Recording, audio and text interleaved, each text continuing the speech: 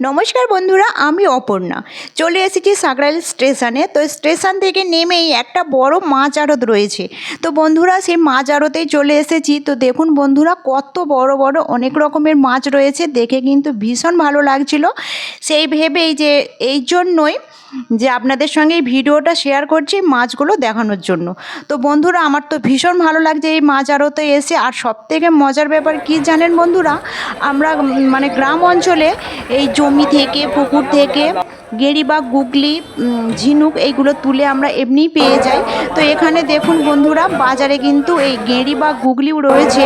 তো এখানে দাম কিন্তু প্রচুর পরিমাণে, 400 টাকা কিলো বলছে। তো দেখুন বন্ধুরা, কত গুগলি বা ঝিনুক ছাড়িয়ে বিক্রি হচ্ছে। তো দেখুন বন্ধুরা, 400 টাকা কেজি মানে কম।